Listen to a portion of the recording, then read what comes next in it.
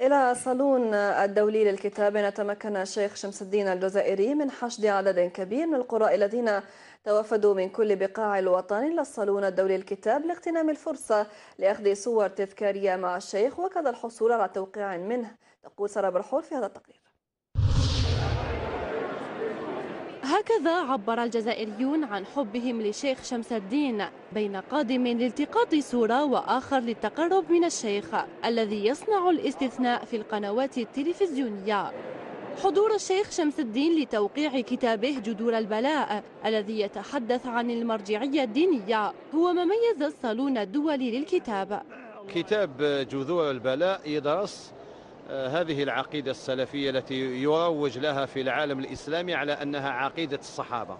هذا الكتاب يدرس هل هذا الأمر حقيقي؟ هذا ما كان. أنا جد سعيد أن أجد الناس يقرؤون كتابي ويستفيدون منه، ما وجدوا فيه من صواب يصوبونه وما وجدوا فيه من خطأ يعني ينبهوني إليه، وأنا أتدارك هذا في طبعات القادمة.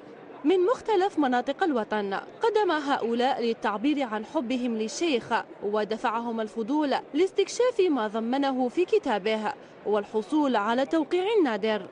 وفي الحق أنا جد مسرور جدا وأنا أجلس أمام فضيلته ويقدم لي هذا الكتاب بالإهداء. النهار اللي أعطانا الإعلان الشيخ يعني شمس الدين باش يصدر يعني الكتاب، عملنا ما في وسعنا درناه في كافة المنتديات، يعني في فيسبوك، في منتدى الجلفة.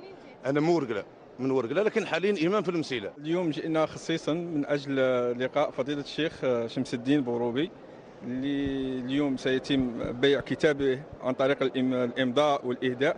جيت سمعت بلي شمس الدين كاين لهنا، جيت باش نشوفه باسكو ماما تبعوا بالبزاف، وسمعت بلي كاين كتاب جيت نشوف على من يهضر هذا الكتاب. يصنع الاستثناء أينما حل وارتحل، هكذا هو الشيخ شمس الدين الجزائري دون أن ينطق بلسانه. أعطى جوابا لمن قال أن الكتب والشخصيات الدينية لا يستقطبان الجزائريين.